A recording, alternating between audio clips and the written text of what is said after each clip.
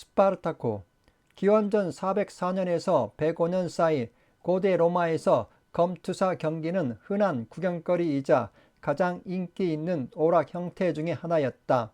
이 경기는 로마 왕국 이전에 이탈리아 반도 중북부를 장악하고 있던 에트루리아 부족들의 장례식 행사 중의 하나에서 유래했다고 전해진다. 검투사 다수는 노예 출신이었다. 이 시기 직후에 제3차 노예전쟁에서 유명하게 되는 검투사가 태어났다. 스파르타코. 신라의 독재가 끝난 지 몇 년 후 제국으로의 길을 가고 있던 로마 공화정은 여러 지역에서 발생하고 있는 일련의 반란으로 인해 공화정의 안정과 통일이 위험에 빠졌고 원로원은 신속하게 군대를 파견해서 해결하려고 했다. 기원전 80년에 꾸인토 세르토리오가 이끄는 반란이 오늘날 스페인인 이베리아 반도에서 일어났다. 기원전 73년에 폼페오가 여전히 스페인에 있는 동안 카푸아의 한 검투사 양성소에서 오늘날 불가리아로 알려진 트라치아 출신의 노예 스파르타코가 이끄는 노예 반란이 일어났다. 스파르타코에 의해 일어난 반란은 로마 공화정이 역사상 직면했던 가장 심각한 위협 중의 하나였다. 일부 역사가들에게 그는 단지 산적일 뿐이었지만 다른 역사가들에게는 해방의 영웅이었다. 적어도 그에 대한 두 가지 역사학적 전설이 있다. 하나는 어떤 방식으로든 등장인물을 이상화했던 그리스인 플루타르크와 알렉산드리아의 아피아노의 저술은 트라치아 노예를 영웅으로 다루었다. 또 다른 전설은 고대 로마 역사가들의 지지를 받는 티토 리비오와 루치오 안네오 플로로에 따르면 반란은 단순한 산적 행위 사건이었다. 하지만 이 역사가들은 당시의 지배계급 출신이었다. 역사가는 선택한 주제에 대한 진실을 가능한 한 많이 확인하기 위해 최선을 다한다. 그러나 역사가는 유명한 사람과 그와 연관된 과거의 사건에 대해 제안하는 오늘날의 관점에서 그 사건의 해석이 가지는 의미를 언급하지 않을 수 없다. 고대 시대의 경제 성장을 위해서 노예 제도의 필요성은 정당하다고 본다. 트라치아 전사, 노예 검투사, 당시 로마에 맞서 선포된 전쟁의 지도자인 스파르타코는 동시에 미래 프롤레타리아 혁명의 통찰력 있는 예언자이고 고대 생산력과 1세기 노동 조직 상태에서 너무 이른 해방 계획의 치명적인 희생자라고 오늘날의 역사가들은 평가할 수 있다. 스파르타코에 대해 완전히 왜곡된 이미지를 갖고 있다면 그것은 모두 마르크스주의 역사가들과 일부 미국 영화 감독들의 잘못이다. 스파르타코의 초기 생애에 대해서는 알려진 바가 거의 없다. 그에 관한 것들이 너무 적어서 처음에는 스파르타코가 실제 했는지도 의문을 제기하는 사람도 있을 정도였다. 그러나 그의 초기 생애에 관한 자료에 따르면 적어도 그는 오늘날 발칸반도를 점령했던 고대 유목부족인 트라치아 지역의 한 부족에 속했던 것으로 알려져 있다. 구체적으로 스파르타코는 오늘날 불가리아 남서부 지역을 점령하고 있던 트라치아 지역의 마이디 부족 출신이었다고 전해진다. 로마의 시인이자 역사가인 플로로에 따르면 그는 트라치아 지역 출신의 용병이었으며 후에 로마 군인으로 일하기 시작했다.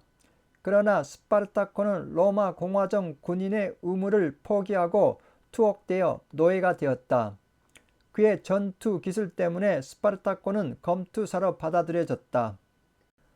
반면 고대 그리스 역사가 알렉산드리아의 아피아노 등의 다른 자료들은 스파르타코는 로마 군단의 포로로부터 시작되었다고 하관한다.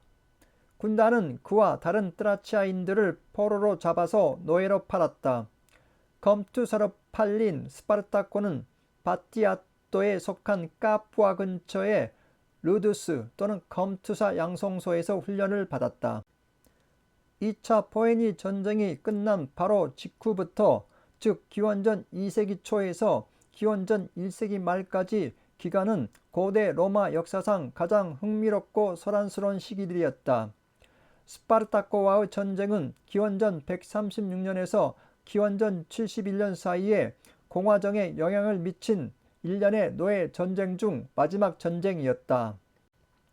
그 기간 동안 공화정은 반복되는 정복 전쟁과 광대한 속령 영토 관리의 어려움으로 인해 약화되었다.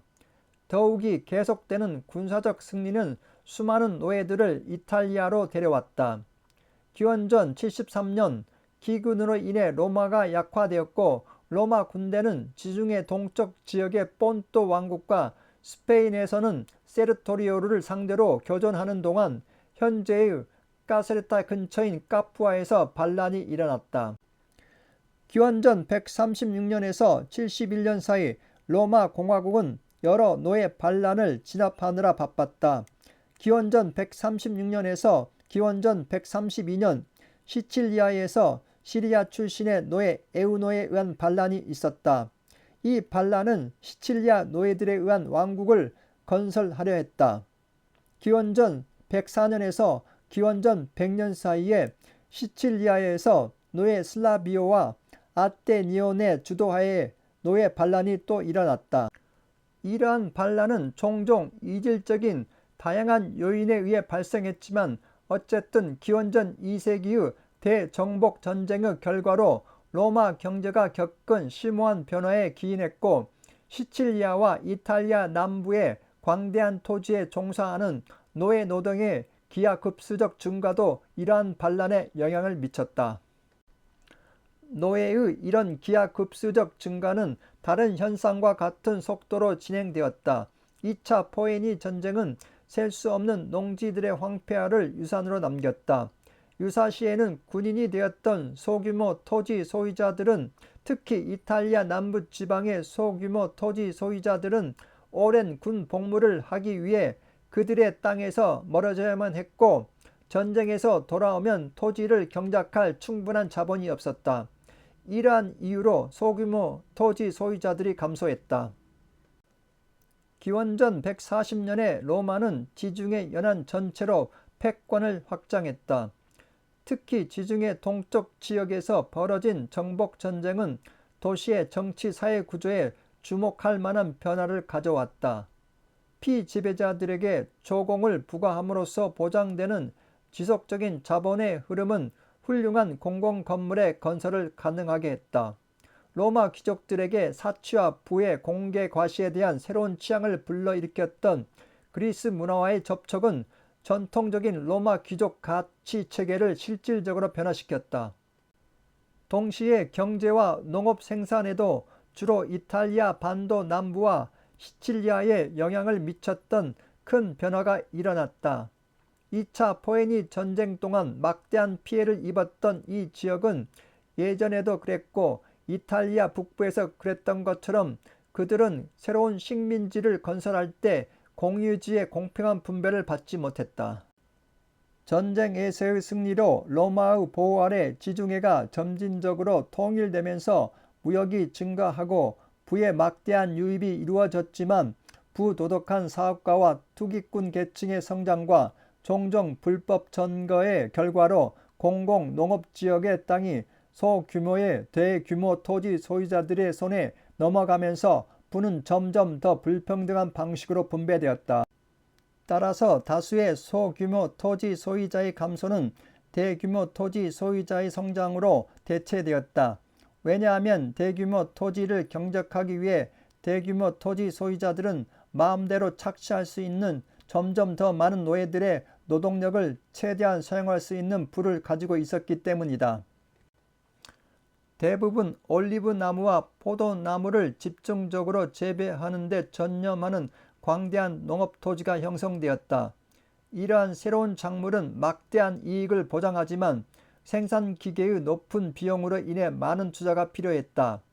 이러한 이유로 시골 빌라에서는 노예 노동이 점점 더 많이 사용되기 시작했다. 게다가 이 선택으로 인한 이점은 매우 분명했다. 노예는 자유노동자보다 비용이 훨씬 저렴할 뿐만 아니라 징집 대상이 아니기 때문에 시간이 지나도 지속적인 작업 수행을 보장할 수 있었다. 가장 가난한 농부들을 위해 토지를 재분배하려는 시도는 곧 실패했지만 티베리오 그라코 시도가 발생하고 이해되는 것은 바로 이러한 맥락에서이다. 그러나 이 재분배는 로마 시민에게만 한정되었고 시민권이 없는 이탈리코 민족은 무시되는 한계가 있었다. 그는 이상적으로 로마 공화국의 견고함은 스스로 무장할 수 있을 만큼 충분한 부를 소유하고 이로 인해 도시의 정치 생활에 참여할 수 있는 평민들로 구성된 군대에 뿌리를 두고 있다는 것을 염두에 두고 있었다. 그러나 군사적 확장으로 인해 지형이 변화된 로마 공화정은 과거로 되돌아갈 수 없을 운명이었다. 군단은 유사시 군인으로 징집되는 시민으로 구성된 군대가 아닌 소규모 토지를 운영할 자본이 없는 시민들은 돈을 받고 근무하는 전문적 직업 군인으로 구성된 군대로 전환되었다. 마리오와 신라 이후로 군대는 점점 더 공화정과 헌법의 이름으로 법적 의무를 다하기 위해 싸운 것이 아니라 한 명의 군사 지도자에 대한 충성의 유대로 묶여 있었기 때문에 군단은 지원자와 용병으로 구성될 것이다.